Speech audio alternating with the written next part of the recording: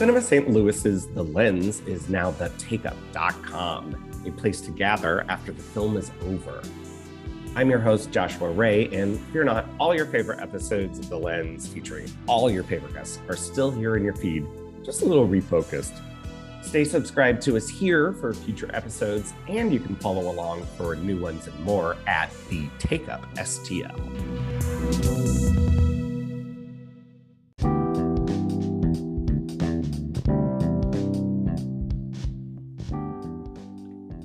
Thank you for joining us on The Lens, a podcast presented by Cinema St. Louis. I'm your host, Joshua Ray, Cinema St. Louis Festival programmer and contributor to The Lens.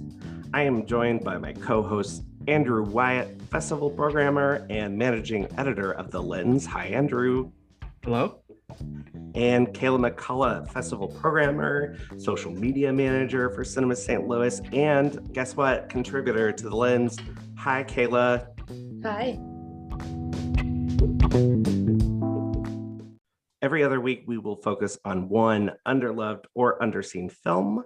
And this mini series, our theme is the films of 2021. I know you guys are over 2021 like I am, but we're not over the films of 2021. First, we do a new release corner. First, I just want to say, this is our first podcast, guys. Are you excited or no?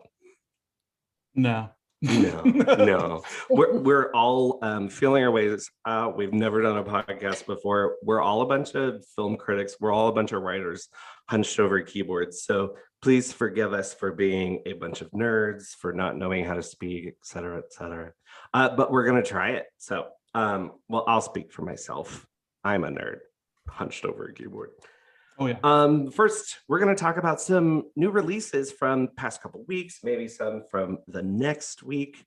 I think, Andrew, you have seen a few things that you want to highlight. One I know you wrote about. Do you want to tell us about it? Yeah. So I had a review up, I guess, on Thursday or Friday for a new film that's coming out on VOD on Tuesday, this coming Tuesday. It's a Japanese micro-budget feature called Beyond the Infinite 2 Minutes. It is a micro-budget time travel sci-fi comedy as a one-take, like a one-take, one-shot film. It made quite a splash at Fantastic Fest, I guess, last September, I believe it was. It's kind of a crowd pleaser, and a lot of people were talking about it. And it's finally arriving on VOD on most major American platforms on Tuesday. It's good. I recommend it. It's with an eye towards being generous and grading a little bit on the curve for a movie made for less than $20,000 in one coffee shop. Yeah, that sounds like a lot of movie for the budget that it's on. Can you kind of describe, if someone were to ask you, hey, what's it about? what would you say about that? Yeah, but I don't. The premise of the film is actually pretty simple. A manager at a coffee shop in Kyoto finds that the television or monitor and webcam in his coffee shop is connected to the monitor and webcam in his apartment on the second floor above the coffee shop, but with a 120-second delay between them, so that the monitor upstairs always shows what's 120 seconds behind, or the bedroom upstairs is always 120 seconds behind the lobby of the coffee shop downstairs. And this is all done as like a one-take sort of screwball comedy where he and his friends are rushing up and down the stairs and trying to figure out a way to exploit this. It starts getting really complicated about 30 minutes in, when one of the guys has the idea to take the upstairs monitor and move it downstairs so that it faces the other monitor, so they can create like a hallway of mirrors effect and look further into the future, into the past.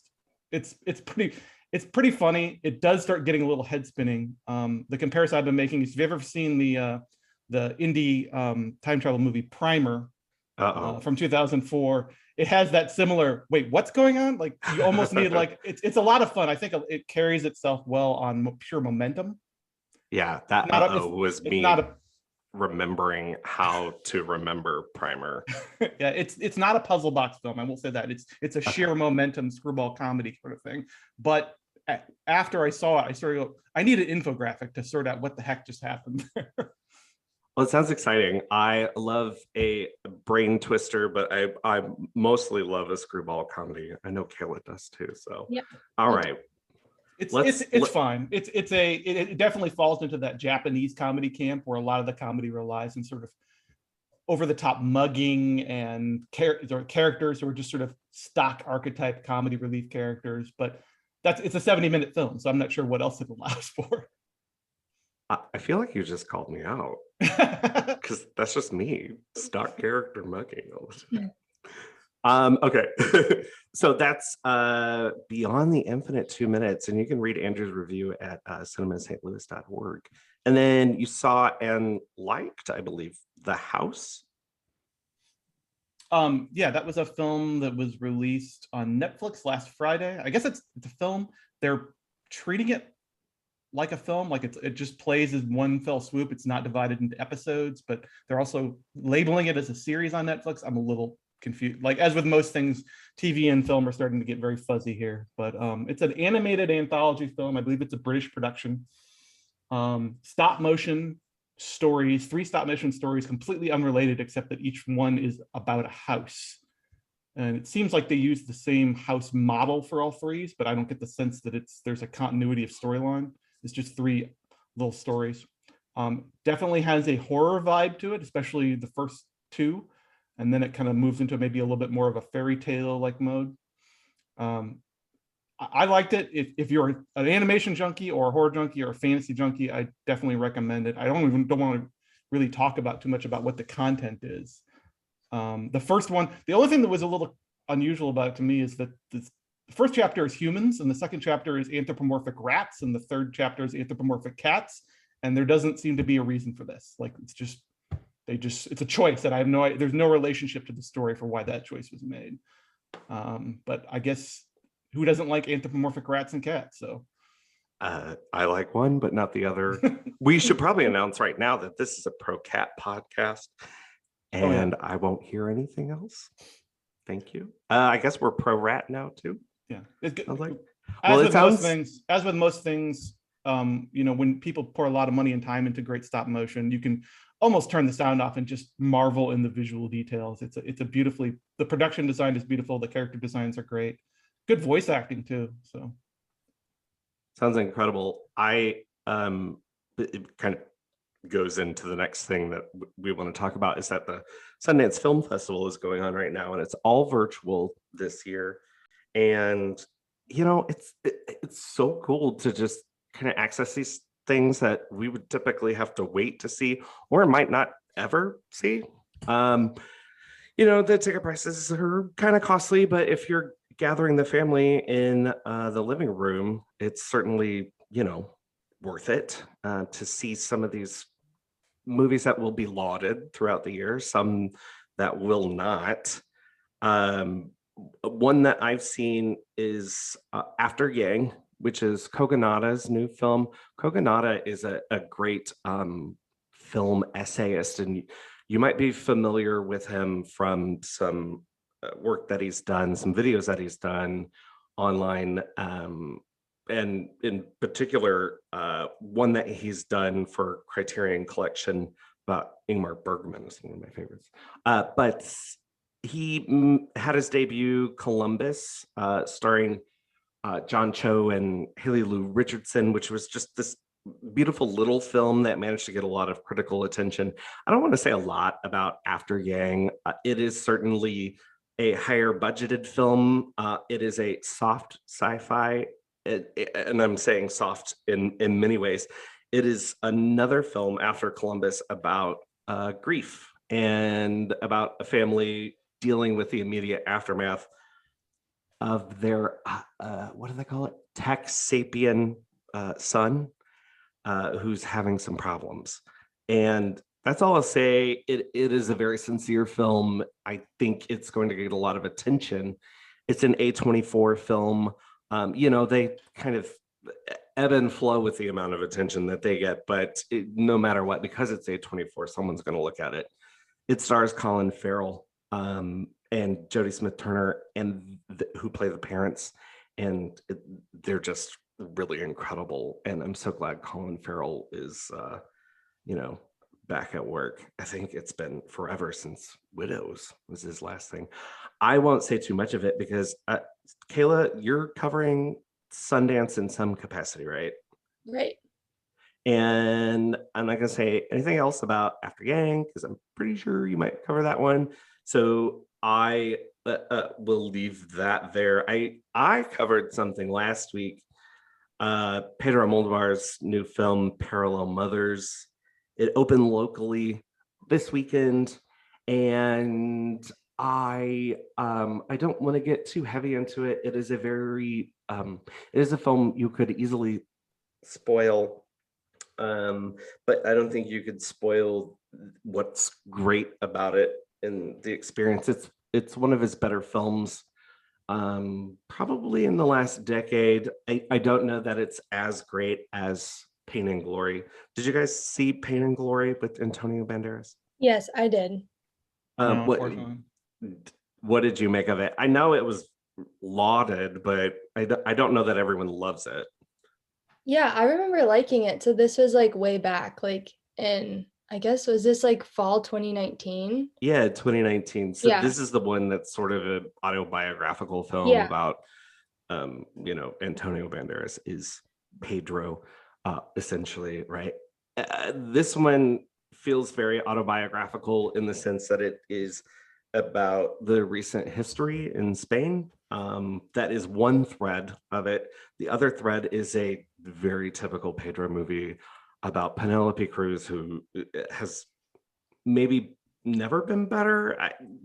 I don't know. I think she deserves some sort of co-authorship when you talk about this film because she is so great in it. But it is a very special film about kind of familial trauma and how you reckon with that and how that, the personal is political, if we want to make this a great sociology class. But it's of a piece with his past two films, Julieta and Pain and Glory, where it's a more, people have called him mature, but they keep doing that every 10 years or so. He's a more mature artist. But these are more subdued films, but they're nevertheless, I think, really great. We've got another really important and Academy Award-winning filmmaker, Iranian filmmaker, in A Hero. Kayla, you reviewed A Hero, right? Yes, I did. I thought it was very exceptional. I liked it. Like I liked it the most since A Separation. I thought it was very tense and nerve-wracking, and just kind of like hit you and hit you and hit you.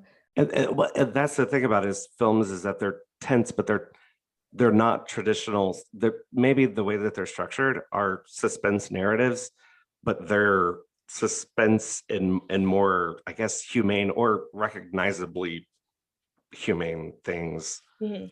Andrew, I do think that, yeah, that there is an element in this particular one that feels more traditionally like putting the screws to the characters and the audience. There's a sense of escalation, I think, with this one in particular that I haven't seen. Maybe everybody knows his English language one. It's kind of similar, but I think you look at something like A Separation or The Salesman, and there's a suspense element, there's a simmering thriller element, but this one is really just like, it just keeps getting worse. It's not even necessarily getting worse, it's spinning out of control. I don't know if you got that same feeling, Kayla. Yeah. I saw someone refer to it as Milkshake Duck the movie, which I think is a good explanation. If you understand what that Twitter terminology means. That's not an explanation at all to me. What does that mean?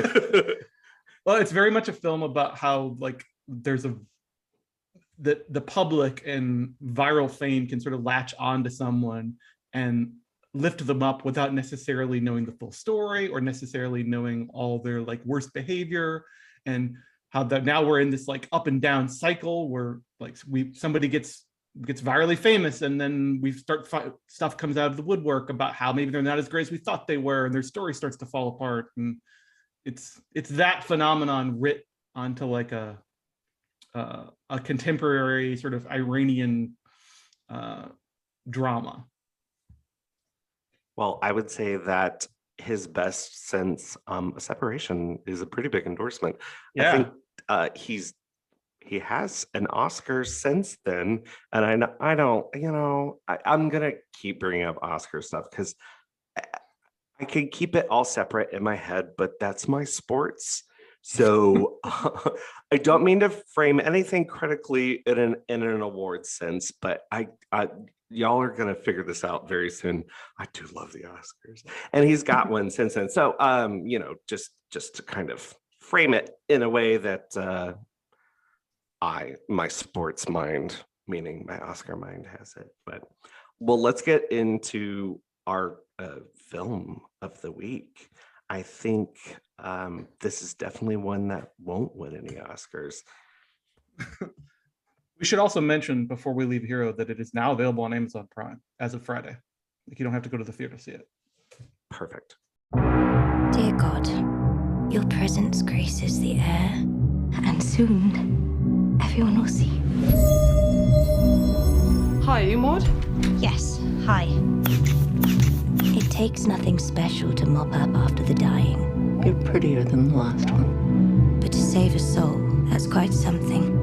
Bless Amanda's body, and bless her mind, which is shrouded in darkness. When you pray, do you get a response? Oh, it's like he's physically in me.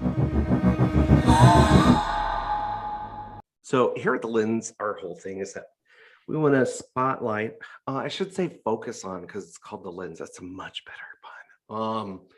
We're going to focus on underloved, underseen films. Each host is going to pick one film per episode in a mini series. The first mini series we're doing is the films of 2021, which I found a very fruitful year cinematically. So we've all picked something that we think is either underseen, underloved. The first one we have up is Andrew's pick. Andrew, what did you pick? So for our inaugural episode on this arc, I chose Saint Maud, which is a film that was released in early 2021, written, directed, first-time feature, written and directed by Rose Glass. I don't think she's made a feature before. The release was a little dodgy. It came out sort of as people were trying to figure out what to do with COVID. I think it's a 2020 film in the UK in terms of its festival premiere, but it kind of had a weird release, briefly showed up in theaters in a few markets, had a premiere on Epic's streaming service, which is not a streaming service I was familiar with, then had a more expansive limited release rollout, and then I think it's starting to do well now that it found a home on some streaming services. Hulu picked it up, I believe.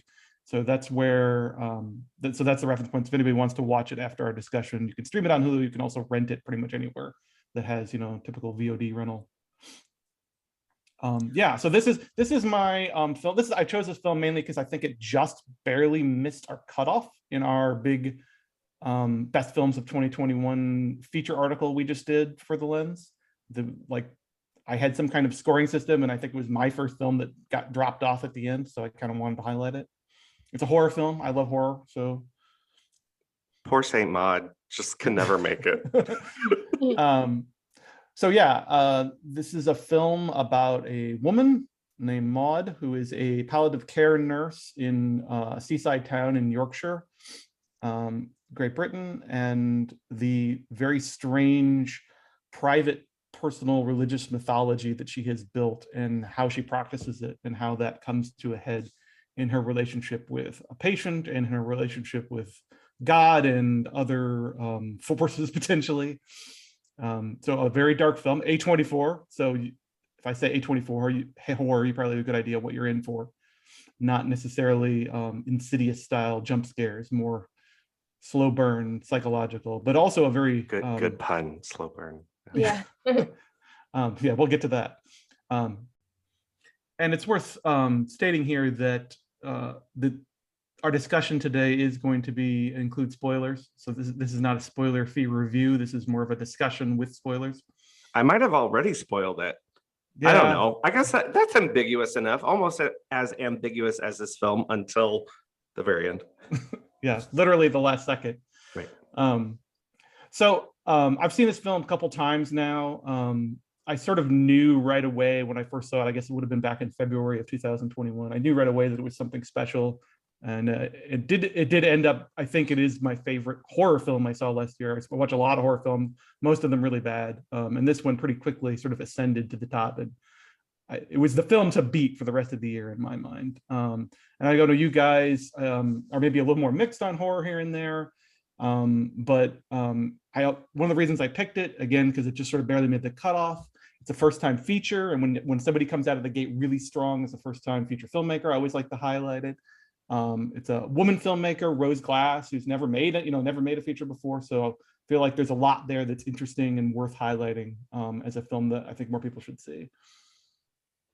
Yeah, So, I know you said we're kind of mixed on horror. I don't know. I don't know how Kayla feels. No, I don't like it. This unequivocally This not is totally mixed. out of my wheelhouse, so I'm just gonna leave it to you guys because this is totally out of my wheelhouse and I'm not the authority here. My favorite horror of 2020 was probably like Hubie Halloween, so yeah. Yeah, I'm a horror person. I like horror. I don't watch as much as Andrew Wyatt is a horror expert. Is like the horror guru. If you're not to brown nose my boss, but if you're looking for someone to read on horror, you should probably go to the Lens and read on horror. Andrew Wyatt, because that's your thing. It's not my thing. I have certain directors that I follow and that I love in the genre, or I should say who often work in the genre, but I am not like, I will go to horror as a default, but I am no like horror expert. So having said that, I don't love Saint Maud as much as you. This is the second time I saw it. I liked it a lot more.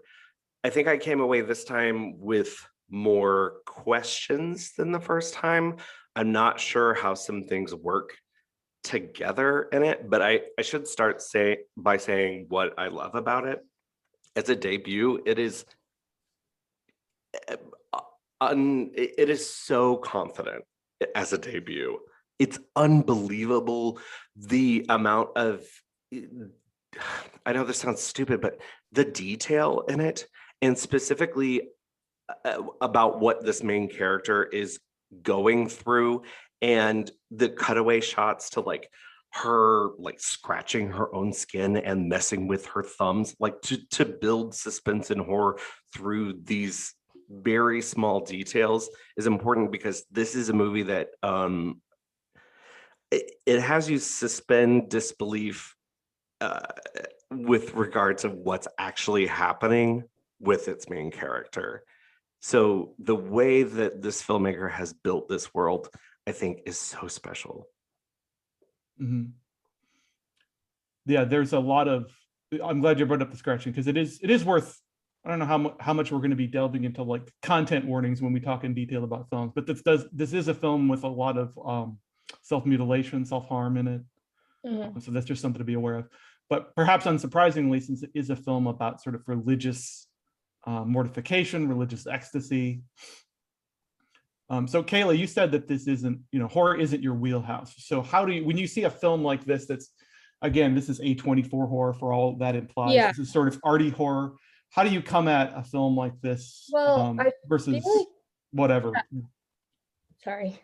I feel like it's not, I wouldn't necessarily say this was like horror for me. Like this wasn't something, there were horror elements there, but it wasn't like typical like horror. I found it much more tolerable than like some of the other horror-esque films that like I've seen lately, like In the Tall Grass or like The Perfection. But I like much prefer like old Hollywood, like classic horror, like not even really horror, I guess, but just like that, like campy, like fun stuff. This is not a fun movie, I will say. Yeah, no, it's not fun. You know, I read an interview on Vulture with Rose Glass, and she begs to differ. Much like you know, Brian De Palma and his films, he regards them as funny, and they are to an extent. His are certainly more heightened over the top than this, but she thinks it's funny. She You talk about religious ecstasy, and that's a very explicitly explored here, and what it means and the bodily effects that it has. She calls it a godgasm. Yeah, I can see that. I mean, we can get into I don't know how deep we're going to get it. We can get into like the queer subtext in this film and its relationship to religiosity. I would like to get into it because I think maybe I'm having troubles with that the godgasm specifically. And I know the story's origins are related to Joan of Arc and the actual physical conditions that may have informed what she was going through. And we should say right now that the film is very ambiguous. You know, Maud at one point is seen floating in a room. She is hearing God's voice. I guess it's God's voice in Welsh. And I know it's Welsh only because I have the subtitles on this time. A cockroach speaking Welsh is the voice of God to her. Yes, a cockroach. Isn't at one point, isn't it also like, I read that it was like her talking, they just like toned down her voice, or like, yeah, I think like, the voiceover is pitched her. it down. Pitched it. Okay, yes, pitched it, not toned. Don't. Well, I am not a musician, so I'm sorry if I corrected you, and I should not have. But yeah, I think you're right in that the origin is that she had an idea about a story about love, but the person her main character loved was exclusively in her head, and so she started thinking about, well, who is the person who's most in people's heads? And she came up with God. We're not having, you know, like a discussion about religion and all that. I mean, we can if we want to. It's our first episode. We might alienate some people. But this film says that what she is going through is a psychological or physical condition. In a split second last shot, I don't know, Andrew, you might be better at describing what happens at the end, but I think everything that we talk about, it's probably good to let that inform us in what we talk about when we talk about this movie. Yeah, I mean, there is literally the final second of the film is a sort of flash of what's quote unquote actually happening as Maud goes down to the beach in front of sort of the boardwalk in this little seaside Yorkshire town and douses herself with acetone and then lights herself on fire. And in her mind's eye, you know, she's being sort of transfigured or transformed by this, and the people around her on the beach are sort of kneeling in reverence at this glorious transfiguration that she's undergoing. But in the very last second of the film, we get a glimpse of Maud being burned alive and screaming in agony. So, I mean, obviously there's a connotation there that what we're seeing is not, what Maud is experiencing is not necessarily what's actually happening. But I think that's sort of been through the entire film, right? That there's an unreliable narrator or unreliable protagonist element that we've always been aware of. Yeah, that's sort of, it's in the text of it, right? And that's the main thrust of the film is this relationship that she has with her patient, who is played by Jennifer Ely, who is, I am, as Maud is to God, I am to Jennifer Ely. I worship at the temple of Jennifer Ely, and she's exceptional in this film. She plays what does Maud call her? Like semi-famous in a kind of read to the character named Amanda. She's a former dancer who has a a terminal illness, a form of cancer on her spine. Am I getting that right? Yeah, spinal cancer. And she is a lesbian who is very open about that, and sort of has a bit of a sexual tease with Maud, but Maud sees her as someone she needs to save, who is not on the righteous path, and that this is a test from God. But there's a scene that I think is probably one of the best scenes in the film where they have this shared experience, but of this Goggasm where, you know, she's filled with Christ's love, and her, you know, she extends her limbs, her eyes roll back. It looks as if, you know, she's having an orgasm. And Jennifer Ely, her patient, does the same thing, but there's this split second where Jennifer Ely looks over at her to kind of like signal maybe to us that she's not actually having the same experience. It's more of a thing that she's playing with Maud. At least that's how I read that. Yeah. And I don't think it's just in that scene. We see Maud undergo these, and she actually describes it in a very, even though Maud's private mythology has a very Catholic feel to it, Maud describes it in a way that is very similar to the way the born again Christians talk about the Holy Spirit moving through them and the physical sensations that this generates. So even though Maud is coming from a very Catholic idiom, the description, the way she describes it and the way it's depicted is more of a Pentecostal type metaphor or idiom, I guess. But yeah, everything Jennifer Ely does in this movie is amazing. I would be terrified to be in the same room as her. Which makes me want to pick up smoking again. Well, I'm glad you mentioned smoking, because there is something interesting thing here going on with smoking as a motif, in that smoking seems to be somehow associated with what Maud at least regards as evil or corrupt or worldly in a negative way. Whenever our character lights up, Maud sort of even visibly, the actress Moira Clark, I hope I'm pronouncing her name correctly. She actually was excellent. Yeah, she's excellent in it, and she almost physically flinches and recoils anytime somebody strikes up a cigarette around her, which is interesting considering we know the role that the lighter will eventually play in the end of the film. That's something I did notice the second time I watched it, is how Maud is flicking the lighter from like the very first scenes of the film. It's like the end is already built in Glass's screenplay. Right, she's sort of destined to it. You talk about A24 horror and the A24. Oh, I love it. I'm using it. A24 horror. And the very, they do have a specific thing in their ambiguity. You know, maybe we put aside the Ari Aster films, which I don't think are very ambiguous in what they're doing, but some of the other films that they have, that's one of the strands that they have going on here. But I think maybe that's where some of my reservations are in the kind of stylization that's done with some of these horror moments, specifically when they're tied with sex, because I don't, on one hand, we are in Maud's experience, and we sometimes jump out of Maud's experience, which hints to us that what's happening is not happening. And then I think the ending is explicitly saying, no, you know, this is a physical and a mental condition, and what she's done is self-immolate in a very terrible death. But I kind of don't understand, or I feel icky about the way that relates to sexuality.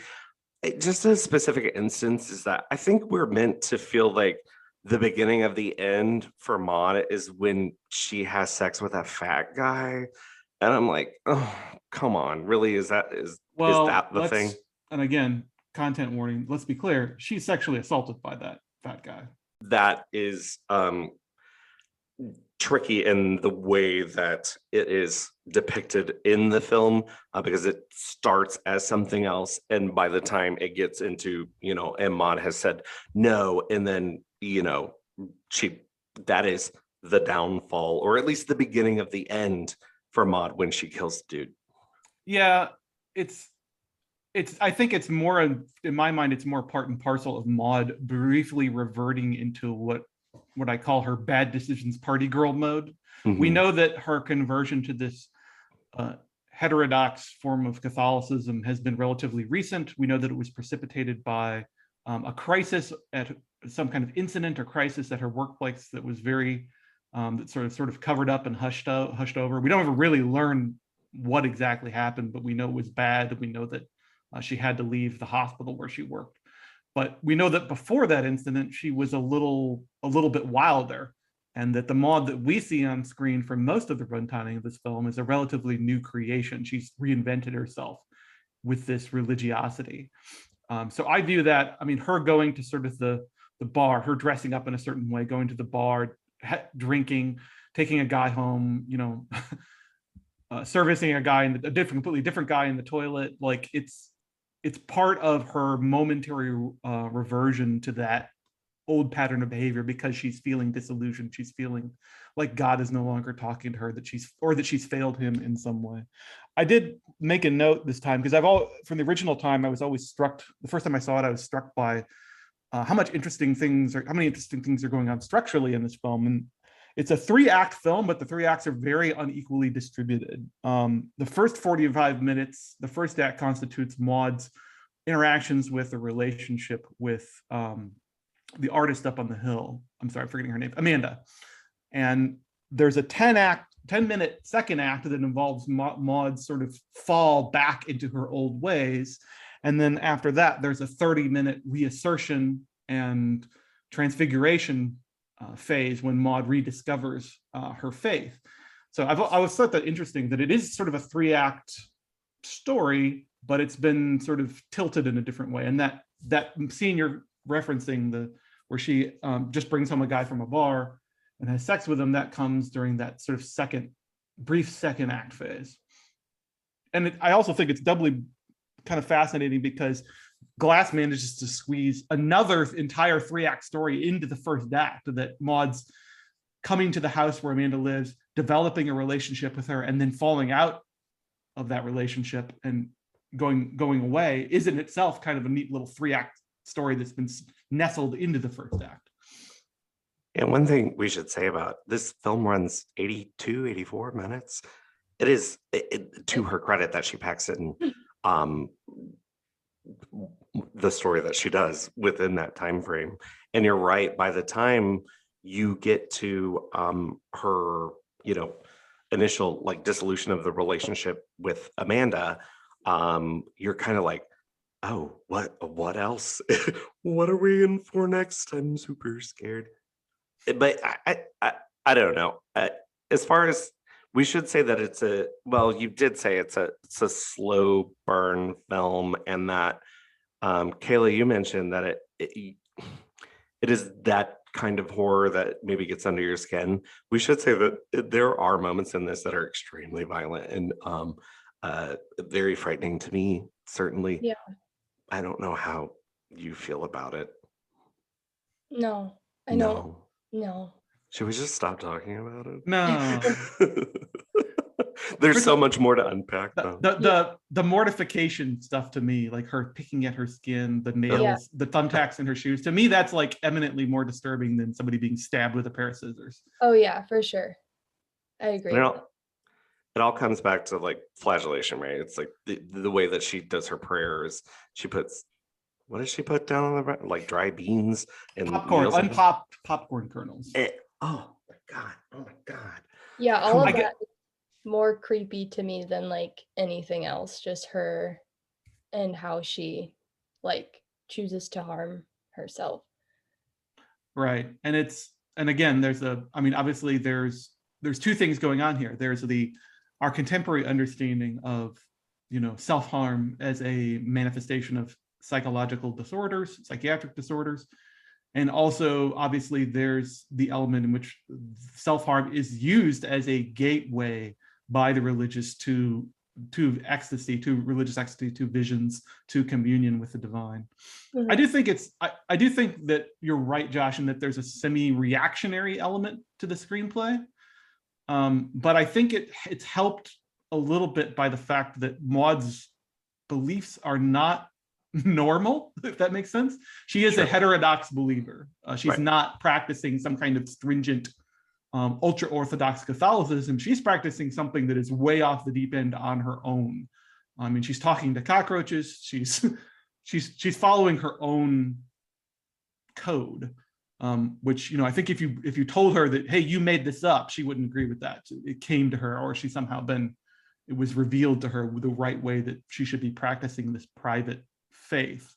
But I think it would become a little stickier if it was a straight up, here's a hardcore Catholic, and she's dealing with her own sexuality and the sexuality of the world that she sees around her and the people she encounters. I think it would maybe land a little differently. But because that she's off on her own weird curly Q,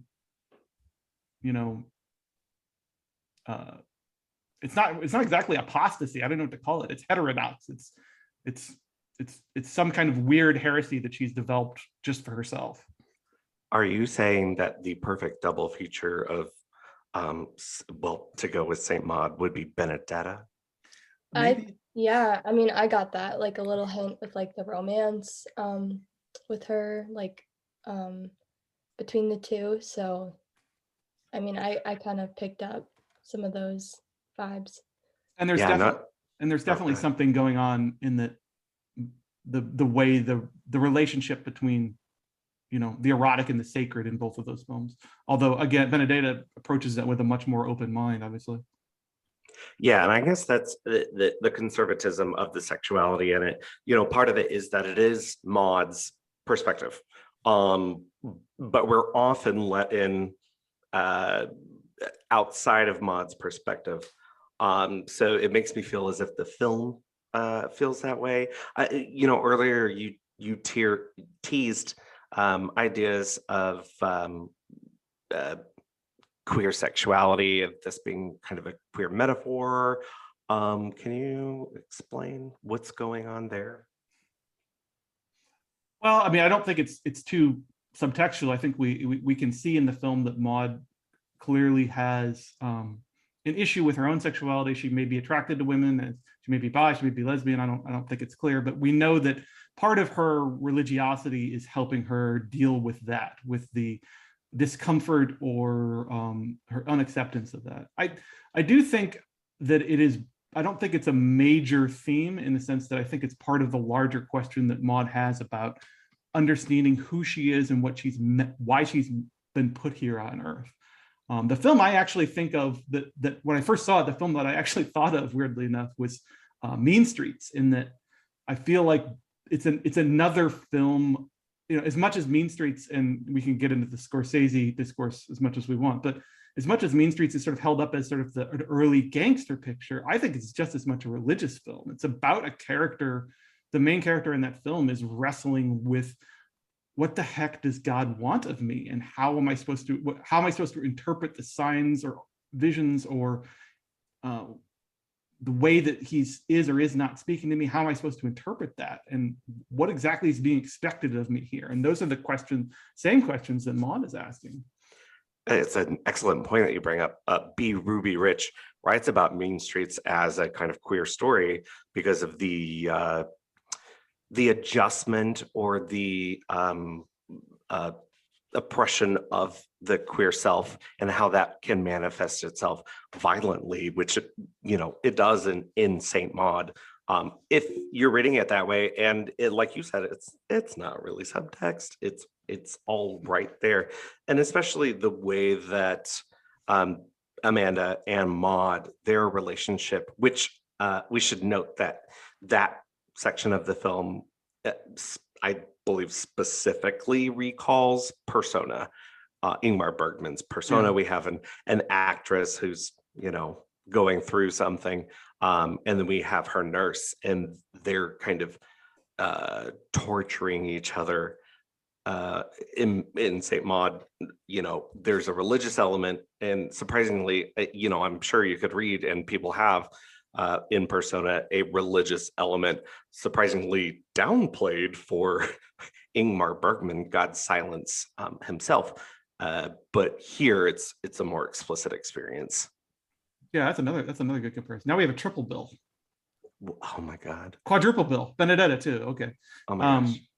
So are you talking about the queer nurse and actress quadruple feature film festival? Maybe. I didn't know we were announcing Cinema St. Louis's new festival. Very, very specific. Yeah, I mean, I'll let queer critics maybe talk to that in greater detail. I don't want to step on anybody's toes, but I do think that, to sort of wrap it up, that the lens through which I view this film is that I think it's easy to see this film as a film about religion, a horror film about religion. It's easy to see it maybe as a horror film about madness, about somebody who's sort of losing their grip. You know, if you want to put it into that basket with Black Swan or whatever, you can. Mm-hmm. But I think whatever Glass is doing here, the part that I respond to most strongly, and it's funny because I don't come from a Catholic background, but it feels like a very Catholic film in some ways, is that it's a film about suffering. It's about, again, not knowing what you're supposed to do, having a feeling that you're supposed to be doing something, that you're supposed to be a certain way, whether you want to interpret that through a queer lens or not. But in a much broader, more general sense, it's a film about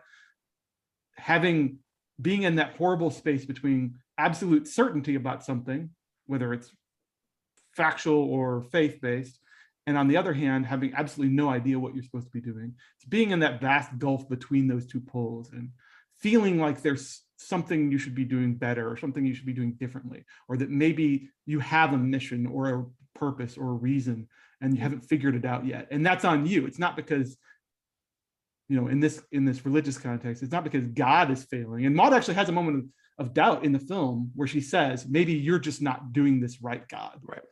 But she pretty quickly dismisses that she realizes that the onus is on her to figure out what she's supposed to be doing, what she's supposed to be feeling, why has she been put here. And I guess that's what I respond to in the film the most, is the idea of, it's not really a movie to me about, even though it's a deeply religious motifs are a big part of it, to me it's very much a film about suffering. And maybe that's, as much as Maud is the villain in this story, it makes me feel like it's a very good empathetic depiction of somebody who is going through some stuff and not sure about whether Maud is, you know, has psychiatric problems. I think is almost beside the point. We're sort of in her head, suffering with her. And I think Glass does a really amazing job of making us feel that suffering and feeling like what it's like to not be sure. Not being sure is, you don't see many religious films about not being sure. And again, that's maybe back to Ingmar Bergman. Yeah, well, that's maybe why I think of Bergman and also Scorsese, both Mean Streets and Silence. Yeah, I mean, you know, the Catholicism runs deep in all of Scorsese. I told everyone that if you want to talk about horror, you should talk to Andrew Wyan in there, because I think he's convincing me to like it even more. I heard I was listening to another film podcast last week, I guess, and somebody noted that there is no world religion more made for cinema than Catholicism, because it has all the iconography, it has the ritual, it has the pageantry elements of it that make it easy. Not that there aren't non-Catholic religious films, it's just that something about it works well. Yeah, that's the Hitchcock thing. It's his Jesuit upbringing, right? It's because he went through that, is how he understands images, or at least that's how he self-mythologizes. That puts a perfect pin in this Saint Maud discussion. I watched it on Paramount Plus, as Andrew said. It is on Hulu as well. I don't know. Do we have any stray thoughts? Worst on-screen hand job ever? Scariest glasses of beers ever? Yeah. Anyone else? Stray thoughts? There is something, I noticed that there's something Lynchian going on with electricity. Whenever Maud is experiencing her visions, the lights, like you can hear the buzz of electricity and the lights start flickering. I don't know that it means anything, but it just immediately made me think of David Lynch. Yeah. Electricity. I'm cutting that out. I can't believe I did that. I'm sorry. There's a lot of having watched it 2 times now, the second time through, I noticed how much flame, allusions to fire and flame there are, whether it's the lighter that pops up right from the beginning, the fire imagery in the William Blake book that Amanda gives to Maud. There's a lot of no other filmmaker who loves fire more than Mr. Lynch. Yeah, that too. True. So yeah, good film. I also noticed the second time that Maud has heterochromia. She has two different color eyes, but I couldn't parse out after rewinding it and back and forth a little while. I couldn't figure out whether or not that's something that happens to her during the film. Like, does she start out normal and then the eyes become two different colors, or whether it's that way from the beginning? The actress is not like that. So that's a deliberate choice that Glass made. I just couldn't quite put a pin in exactly whether it's from the beginning or whether it's something that appears spontaneously halfway through the film or not. Can't believe you just said she's got David Bowie eyes and didn't sing it. Yeah, sorry. I'm sorry. That's your bag. Yeah. I think we should not sing it and maybe move on to our next segment. Okay, that sounds good.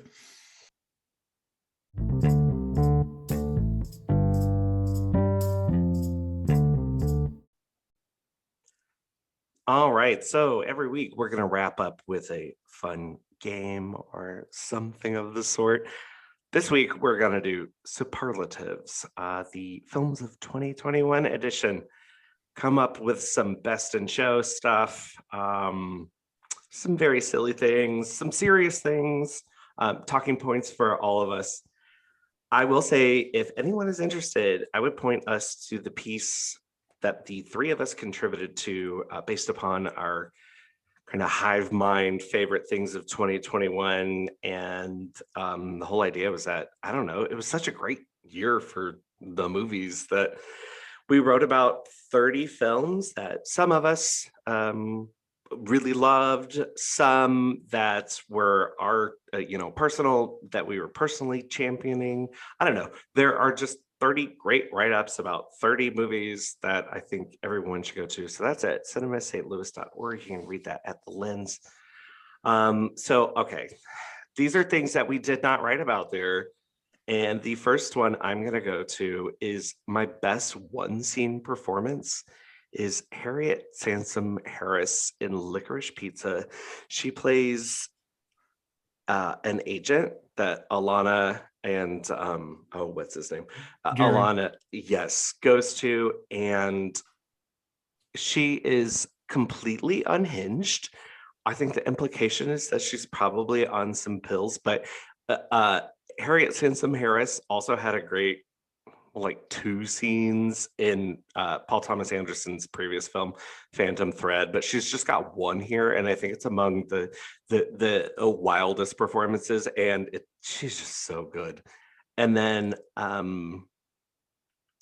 have a runner-up too, and that's Lois Smith in The French Dispatch, and she plays she holds the purse strings of this great art collective in the middle of Kansas, and I might talk about her some more here in a little bit. That's how much I loved it. All right, Kayla, give us one of your superlatives. Okay, one of my superlatives is worst made-for-TV Christmas movie. That is Candy Coated Christmas, which was hyped up because of Ree Drummond, who is the pioneer woman. So she has her own cooking show, and she executive produced it, and it was supposed to be this huge thing, and she's only in it for probably altogether 2 minutes, and the rest of it was not very good at all.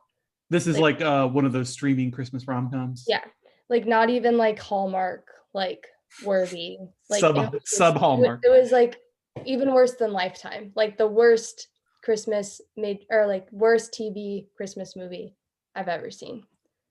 But wow. One of the things that I love about you is that you have seen it. If there's another one, I will continue. I will watch it. I will watch all of them. You're like a Saint Maud for terrible Christmas movies. You will just torture yourself with them because you love them. I need to see your Letterboxd bottom 30. The 30 worst Christmas streaming. I have movies. A private made for TV Christmas movie ranking list that I just add to every holiday season. And this one went right in at the bottom. Yep.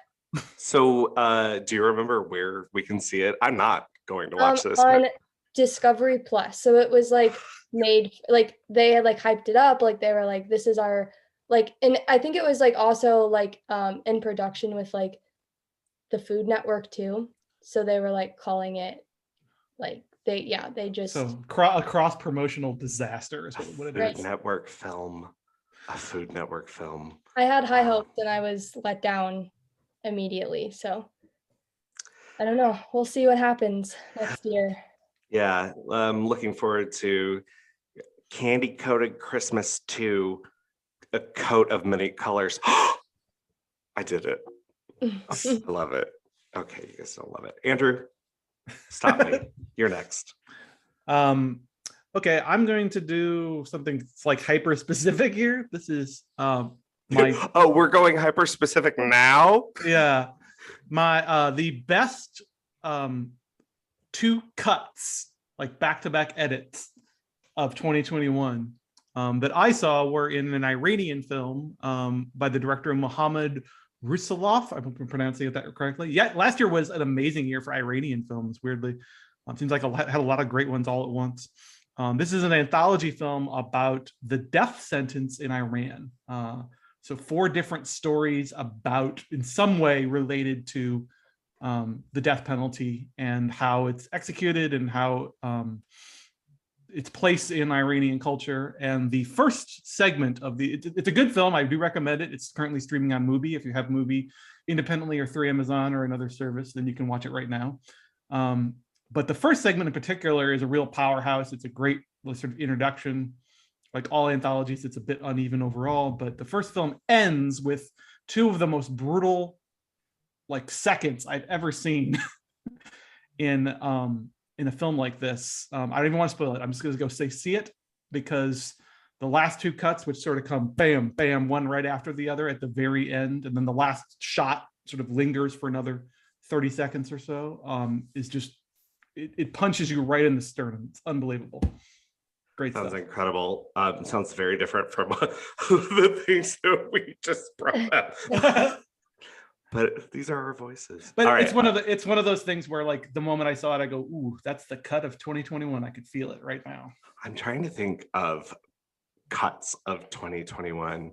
Can I say my favorite cut is every time you cut back to Harriet Sansom Harris and Licorice Pizza.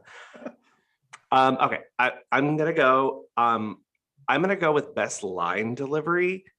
Guess what? Miss Lois Smith. I'm gonna try and say it in the French Dispatch. Maybe one of them restoration fellers out at the Fondazione dell'Arte Classico could figure a way to rustle up them pictures loose. But I just saw this film last night, literally. okay, so you know the way that she says it. I wanted to laugh at it, but I was just stunned in the moment. Lois Smith, one of the great character actors, still living, and just she says one other line that is almost as good, but the way she says this is incredible. And then I have a runner-up that is also from the French Dispatch, which is the wordiest and the best wordiest film of the year. But it's one word, and the way Tilda Hinton hesitates before she says the word fuck. Absolutely love it. I think I might also have to nominate from that film the way that Tilda Swinton says, "Oh my goodness, that's the wrong slide. That's me." Yes.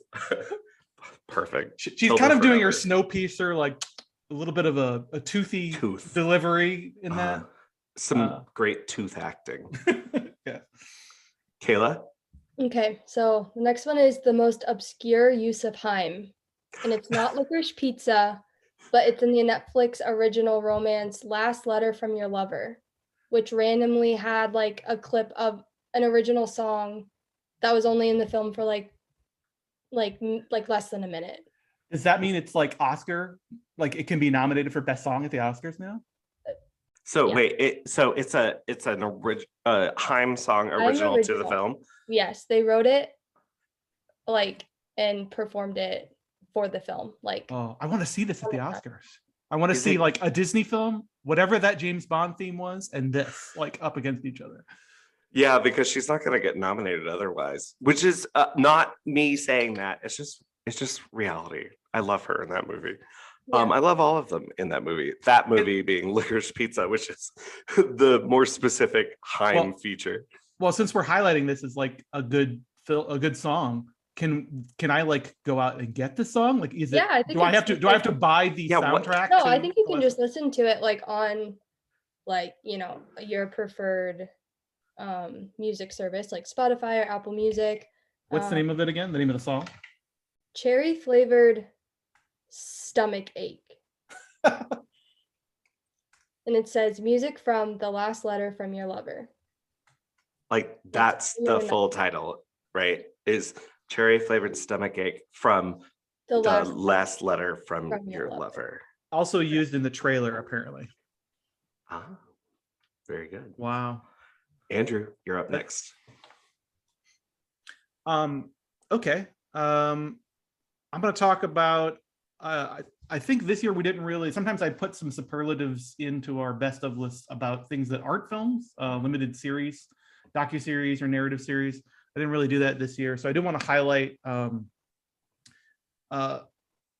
docuseries that premiered on Netflix. I think it was way back in January, or not Netflix, I'm sorry. A docuseries that premiered on HBO Max exclusively, I think way back in January, called The Lady in the Dale. And this is a 4-part docuseries by Nick Camilleri and Zachary Drucker, produced by the Duplass brothers of all people. But it is an amazing docuseries. I think it might be my favorite limited documentary series of 2021. It is this. I am not going to spoil it, except that it is the story of a woman named Elizabeth Carmichael, who in the 1970s founded a new car company called 20th Century Motor Car Corporation, and it is the 4-hour story of that. And one of the things I love about it is that, well, it does a lot of cool things, a lot of cool animation, a lot of great use of archival photos and archival video. But I think the part that stands out to me the most, it's kind of a true crime doc in that there is a crime that is committed, several crimes possibly, but it's really more of a story about Elizabeth, the person, and her journey. But the thing I loved about it the most is that it, unlike a lot of docuseries and a lot of true crime docuseries particularly, it uses the 4-episode structure really smartly. It's the first time in a long time that I've seen where somebody clearly thought, we're not just going to put 3 act breaks in our 4-hour movie. We're going to give you 4 discrete chapters, each with their own tonal and thematic emphasis. And there's going to be an arc to it, and each one is going to add something to the story. And they have to come in this particular sequence. It's just, instead of it being 10 hours for no apparent reason. Is that what you right? mean? Well, not even this. I'm not even talking about how long things are getting extended. I'm more just talking about how we do subdivide things. I mean, sometimes it honestly seems like a lot of series, particularly true crime series, just sort of chop things up into 5 or 6 even pieces, and that's it. This is like the filmmakers very clearly thought carefully about how to use their chapter structure, their episodic structure in just an amazing way. So I do recommend it. It's on HBO Max right now. It's called The Lady in the Dale. If you don't know the story of Elizabeth Carmichael, prepare to be amazed at this story. So my favorite narrative, my favorite docuseries of 2021. All right. From favorite things to worst things, my next one is worst things to almost ruin a great movie. And I have a tie. One, I think maybe we can all agree on. What is John Michael Higgins doing in Licorice Pizza? Yeah. I hate it. Oh, I love him. Wait. You need to watch America Says.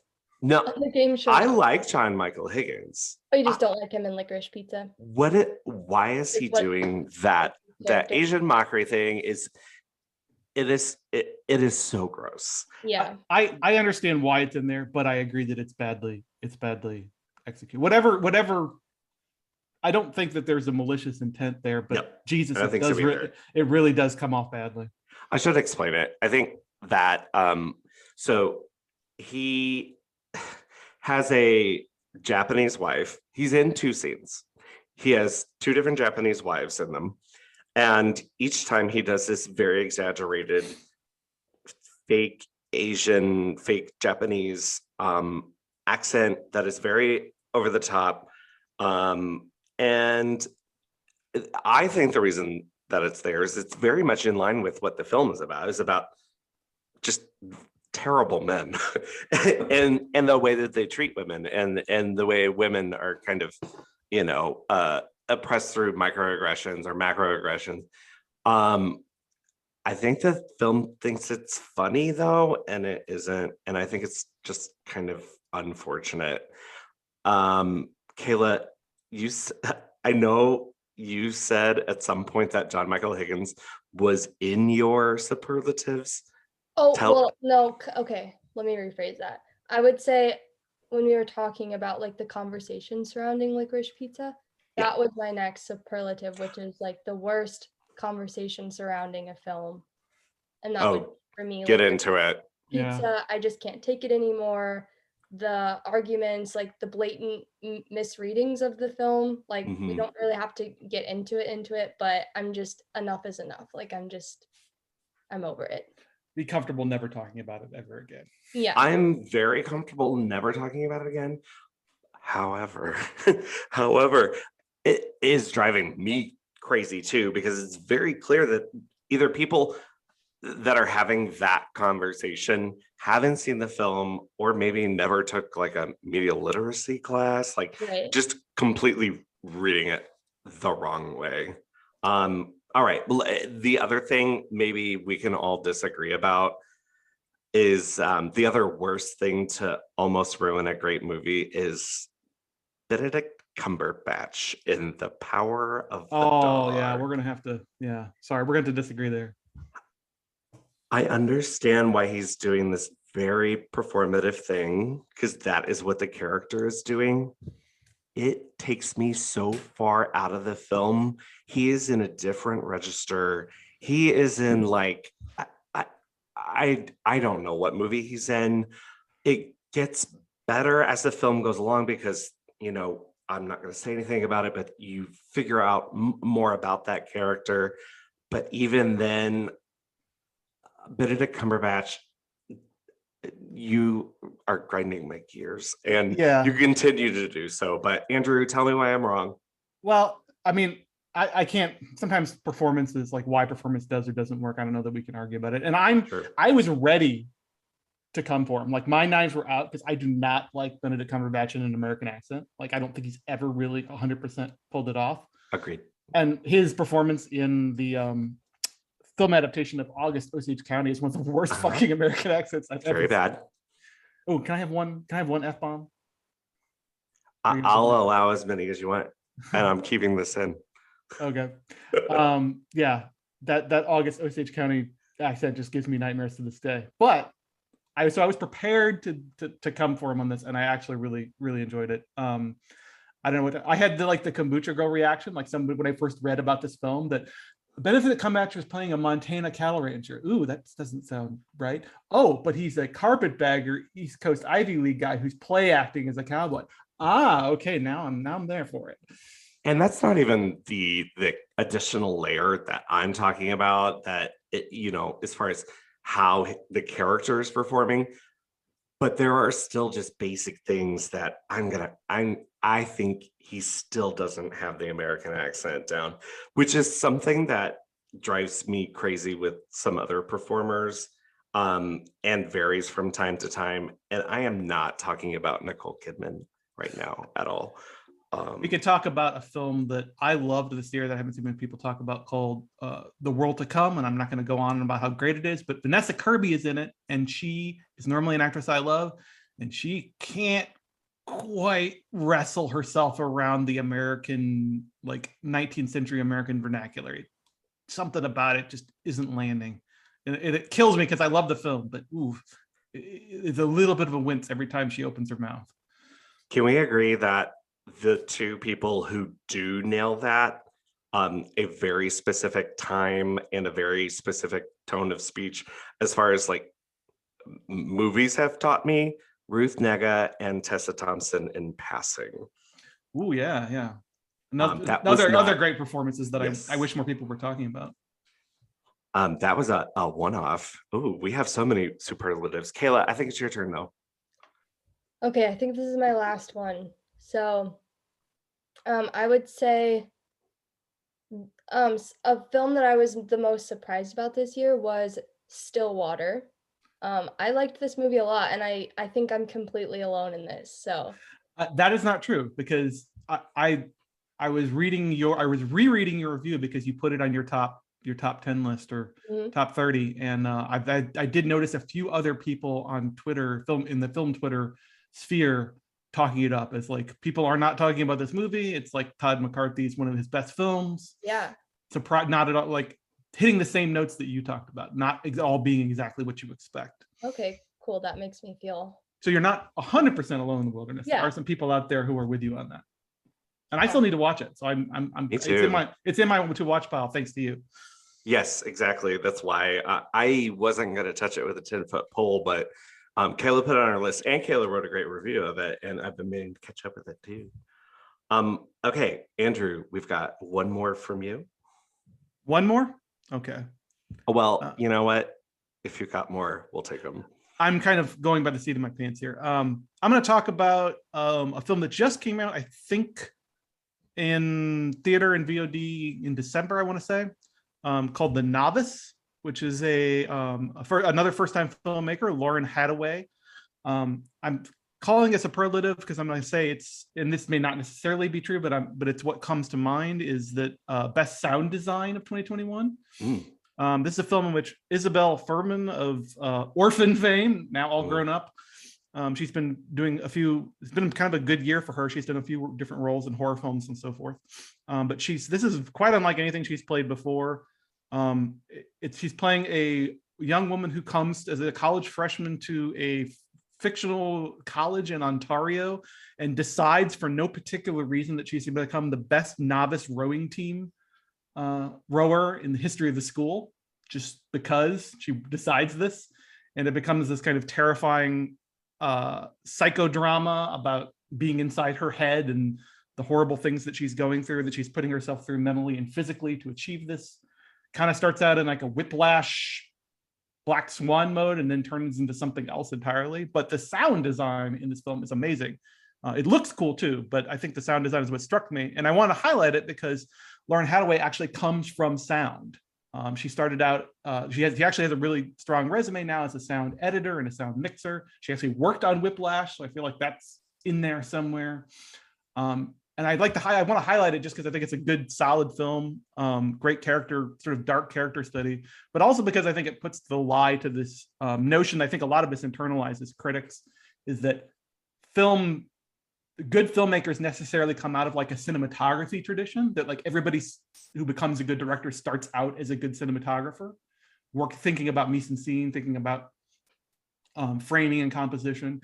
And Lauren Hadaway comes out of a sound background. She's never made a feature film before, but she came into this thinking about sound, and it's a great film. So to me, it's a great example of how somebody can come from the audio side of the audiovisual medium and just sort of hit the ground running with a great debut. The Novice is another one that emerged from end of year lists that I just did not have it on my radar at all. And I haven't watched it yet, but I'm not 100%. I'm not 100% sure about availability. It's being distributed under IFC Midnight, I think. Okay. So it might be available on VOD right now. Very cool. Well, I've got just a couple more, and I think we can wrap this up. But you said something about being inside your head. Most fun origin story is Gabriel Malignant. That's all I'm going to say about that. Least fun origin story is Cruella's mean because the dogs killed her parents. I don't even know what to say about that. Yeah. My last one is Best Cat. I already said we're a pro cat podcast. And I mentioned this to Andrew earlier, and he said, it's The Woman Who Ran. There is a snap zoom into a cat in this film. It's a Hong Sang-soo film, and it is the best cat of the year. And a great cat. It is, yeah. All right, Kayla, I know your list is wrapped up. Andrew, do you have any more for us? That's what I'm looking at. I also want to mention a film that I think I reviewed a couple months ago that I think is now available. It was initially just a virtual cinemas release. It's also now a VOD release. I'm going to say it's my best. You see that you hear the phrase tone poem tossed around when people talk about documentaries a lot. And most of the time it's not what people think it is, or the term is being overused. But I think it definitely applies to a film I saw, I think in November, called Faya Dai, which is, again, I think it's a first-time feature-length film from an Ethiopian Mexican director. I'm going to make sure I get her name right. Jessica Bashir. That's how I have heard it. She made this amazing film about her hometown, which is the city where she was born, not necessarily raised, but she went back to it years later and got a genesis for a film in her mind about the khat trade, which is a mildly psychoactive plant that has now it's always been a part of the region, but it's now kind of come to dominate her hometown's economy. Like it's a monocrop economy now. And she made this amazing film called Faya Dai, built entirely around like just watching life in her town, in her old hometown, and how it's been transformed by this leaf, this psychoactive leaf, and the people who use it and cultivate it and trade it. And it's like the archetype of a tone poem film. There is no plot. There are some characters in a very loose sense. There's some familiar faces who crop up over and over again, but it's just this beautiful black and white film that you just kind of sit with and meditate on. It's a great example of a film trying to replicate its subject matter, and that the whole thing has creates this vague dissociative sensation when you're watching this slow meditative picture of life in this town, and it kind of is meant to replicate the slight dissociation that comes from using this plant leaf. So again, let's call it best tone poem documentary in a year that has quite a few of them, but I think the terms sometimes get overused, but here it's perfectly suited.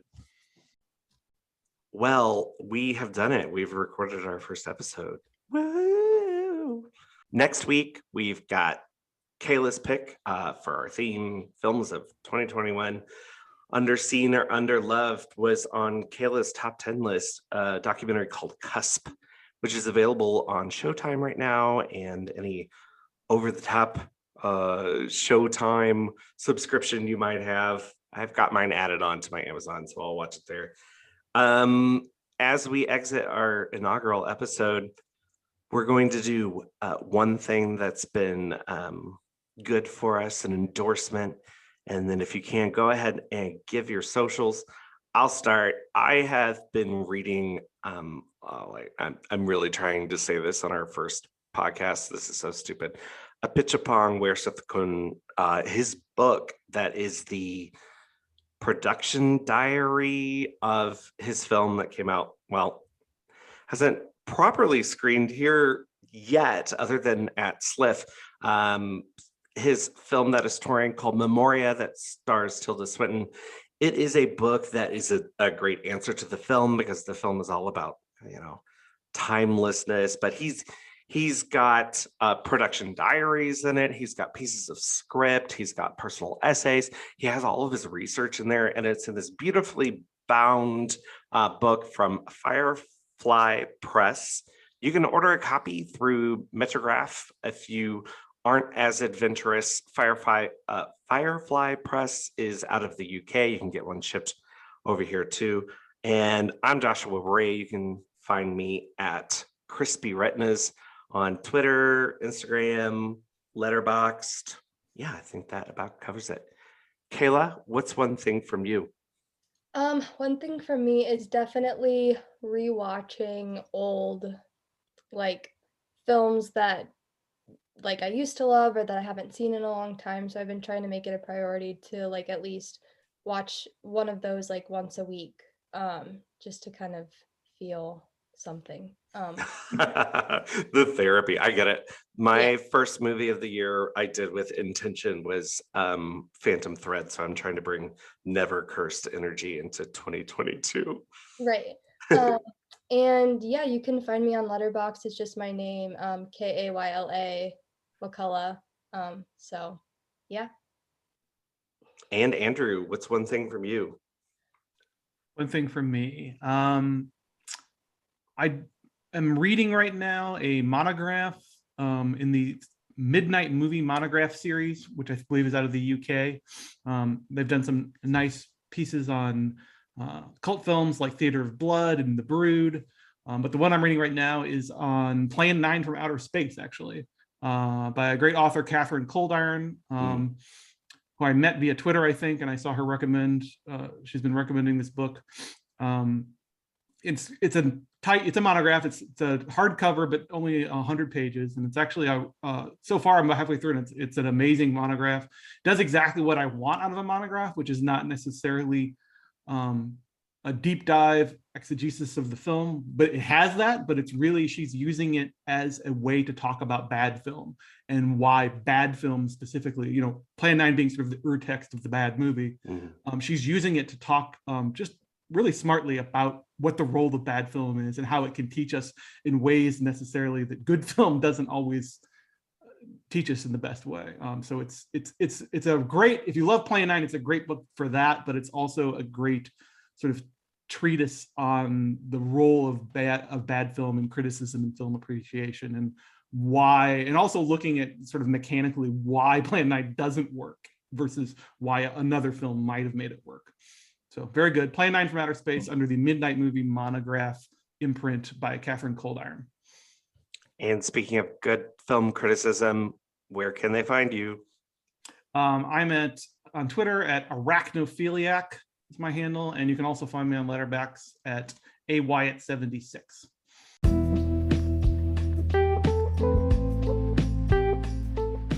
Lovely. Well, we've got our first episode down. You can find all of us at Cinema St. Louis's The Lens. That's at cinemastlouis.org. And we will see you next week for our second episode. We're covering Cusp. See you then.